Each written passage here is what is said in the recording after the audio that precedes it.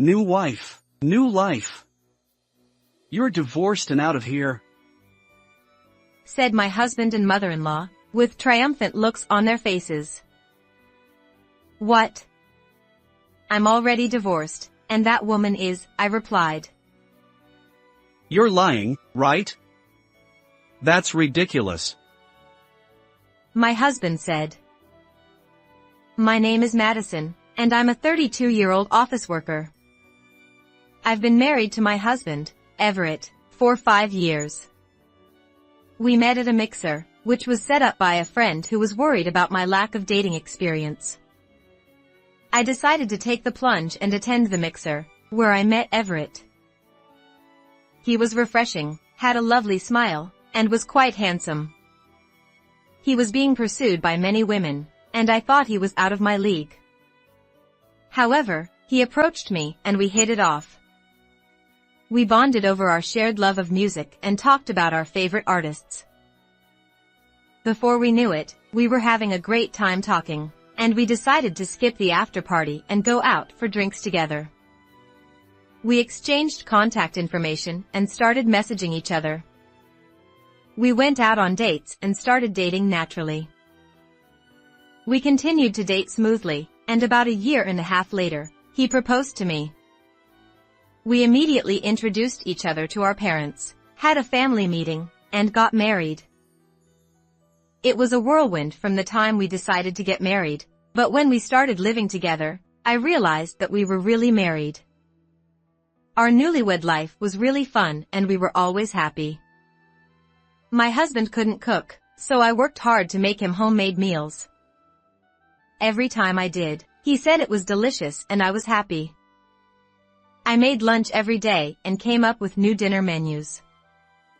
I wasn't a housewife, but I worked hard. But at first, I didn't feel like it was hard work because I was doing it for my husband.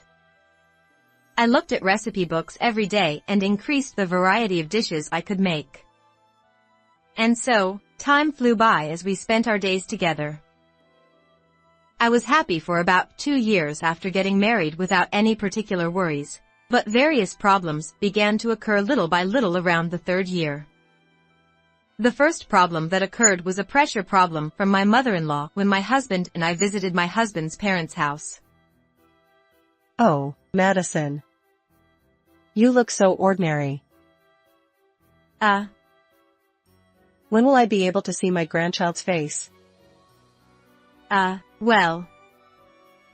It's been 2 years since you got married, right? Then you should have a child.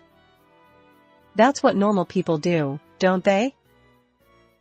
Even if it's said to be normal, having a child is a gift from God.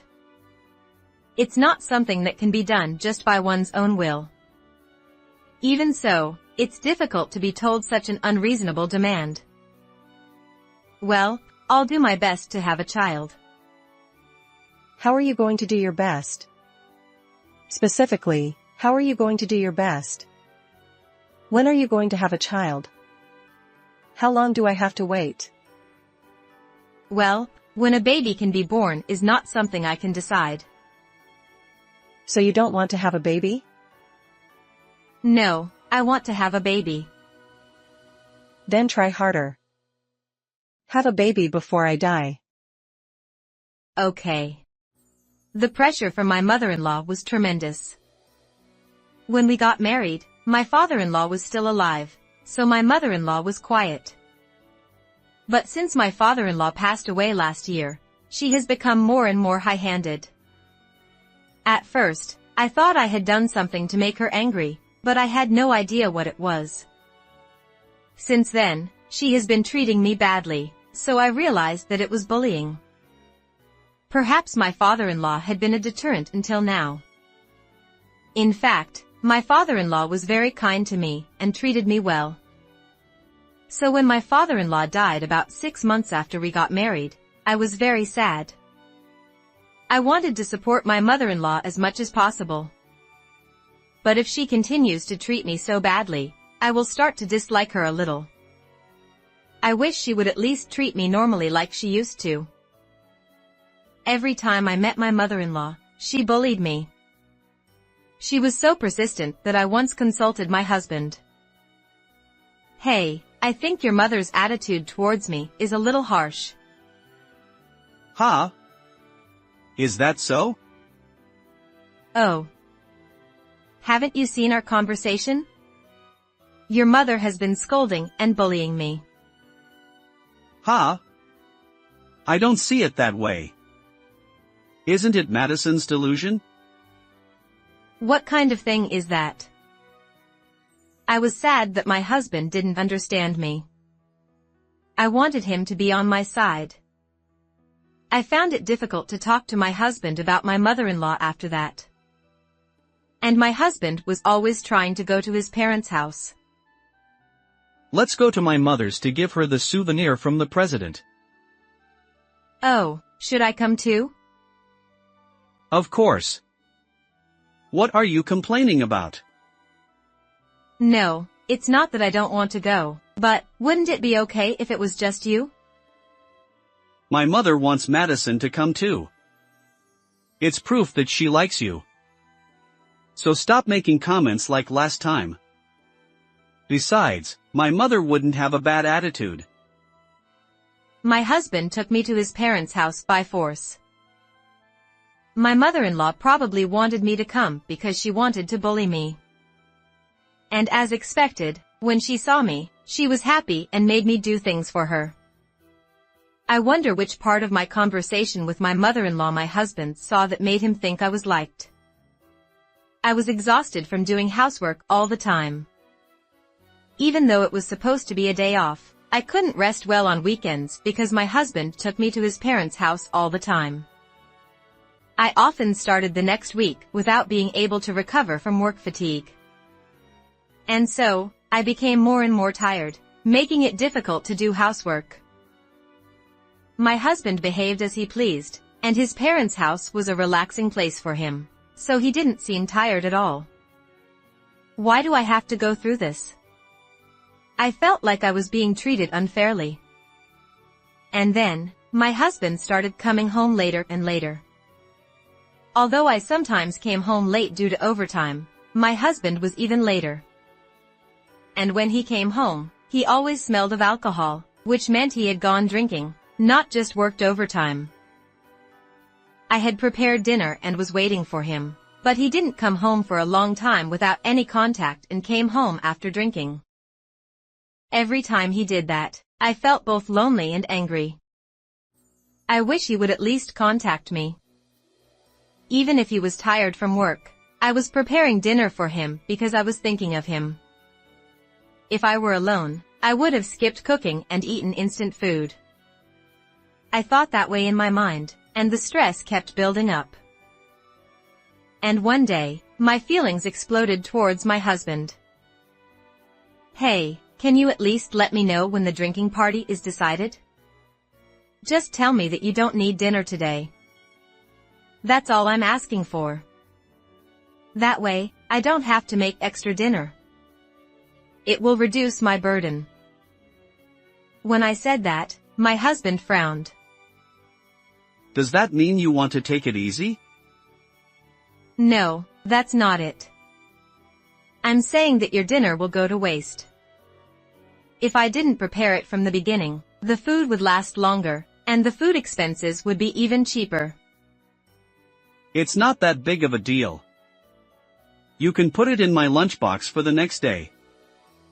You're a wife, so you should come up with ideas like that. Huh?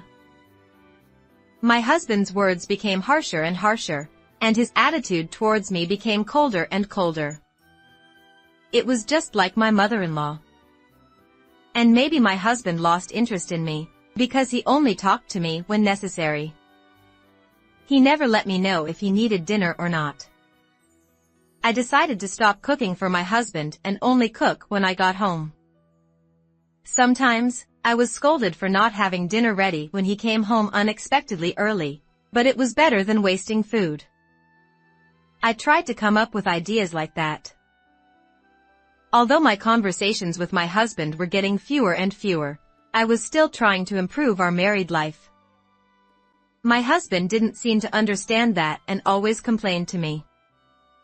Gradually, I began to distrust my husband and suspected that he was having an affair. He was coming home late, and he always looked at his smartphone with a grin. When I approached him, he immediately put on a serious face and hid his smartphone. I felt like he was having a conversation that he didn't want me to know about. My husband was so selfish in every way. He lived as he pleased, so his return time was irregular, and he stopped putting money into the house.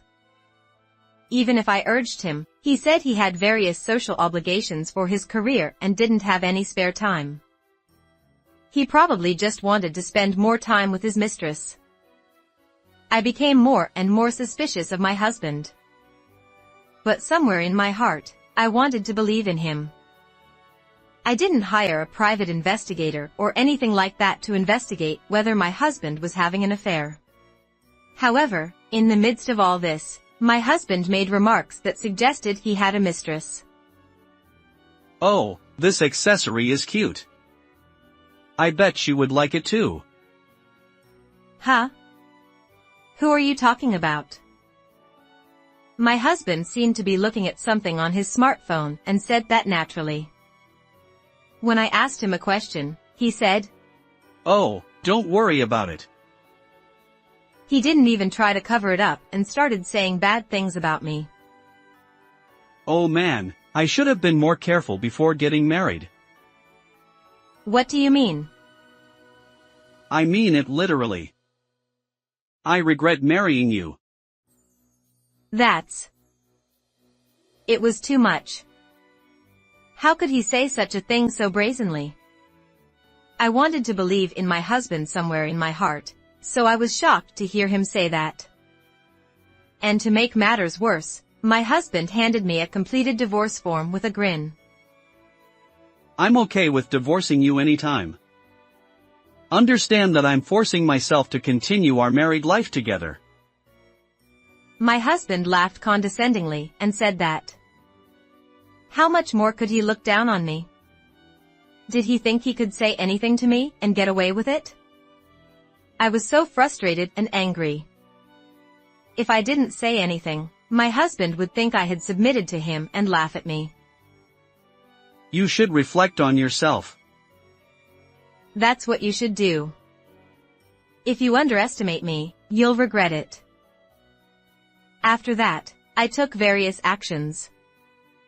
I hired a private investigator and looked for a new place to live. It was quite difficult to do both work and housework, but I managed to make progress. I also learned some interesting things during that time. I think I can end my relationship with my husband now. In the meantime, one day, my husband suddenly told me to go to his parents' house. I honestly didn't want to see my mother-in-law's face anymore, but my husband was persistent, so I went. And he said there was something important to talk about. What do you want to talk about? Don't worry, it's a surprise. My husband grinned and said that. What could it be?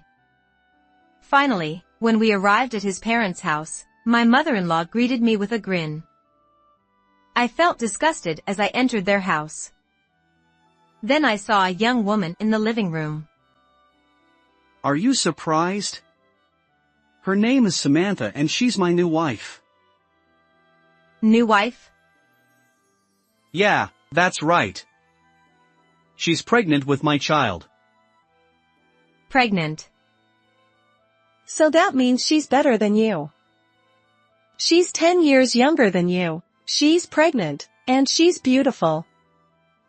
There's nothing to say. Is that what you want to talk about? That's right. Well, sorry. I'm going to remarry my new wife. You're divorced and out of here. The husband and mother-in-law are looking triumphant as they say this. Do they think I'm shocked? I was trying hard to hold back my laughter. But I couldn't help but laugh. What are you laughing at? Have you finally gone crazy? No, that's not it. You guys are so stupid that I couldn't help but laugh. What? We're stupid? What do you mean? I mean exactly what I said. You're looking triumphant, but you haven't won anything. What? I get it. You're just being a sore loser? I see. That's what it is. You're in shock because you're getting divorced? The husband and mother-in-law laugh at this. The mistress is also laughing triumphantly. But I calmly retorted. Huh? I'm already divorced, and that woman is. Huh. When I told them the truth, the two of them were speechless. What? That's a lie. That's ridiculous. It's impossible for Samantha to have another man. Don't make things up. The husband's face turned red as he said this. You don't have to believe me. But maybe you should get a DNA test. You might just be being used for your convenience. I was so strong that my husband was trembling. And the mistress's smile disappeared and her face twisted. After that, I showed them a certain photo. It was the result of a private detective's investigation. You said you were having an affair earlier, so you might not need this photo. But you might need it. It was a photo of the mistress entering a hotel with a man other than my husband. And there were several people, all with different men. When the husband and mother-in-law saw the photos, they turned red and scolded the mistress. Hey! What the hell is going on? Why are you with men other than Everett? And all of them are involved with you, right? Wait! But the child in my belly is Everett's. How can we believe that? We're going to do a DNA test. No! The mistress was pale. Well then, I'm going home. You'll pay me compensation properly. And we'll communicate through lawyers. Wait, Madison! I'm the victim here. Don't say such scary things like compensation. That's right. I'm the only victim here. The fact that you had an affair won't disappear no matter who the father of the child in this woman's belly is. And as I said earlier, we're already divorced, so we're strangers. Thanks for giving me the completed divorce form. Well then, goodbye. My husband and mother-in-law slumped on the spot. The mistress didn't expect it to turn into such a mess and was frozen with a pale face. I left my in-laws' house thinking that they got what they deserved. Afterwards, I claimed compensation from my ex-husband and his mistress through a lawyer. I sent a registered letter to their workplace, so the fact of their affair became known to my ex-husband's colleagues, and it became a big problem. My ex-husband had always acted like a loving husband and was respected by his colleagues. Therefore, the fact of his affair damaged him more than I had imagined. He was scorned by those around him, and his boss stopped giving him work altogether. He was relegated, his salary decreased, and he worked hard every day to pay the compensation. Moreover, it turned out that the child of his mistress was not his, and they broke up. My ex-mother-in-law was so shocked that she fell ill. Well, they brought it on themselves, so there's no sympathy for them. On the other hand, I moved to an apartment for singles and am enjoying a comfortable single life. The compensation is paid properly every month, and I'm doing well at work, so my salary is increasing. I'm going to focus on work for a while and increase my assets. Then, I plan to semi-retire in the future and live a leisurely life. How was this story? Please subscribe to the channel. See you in the next video.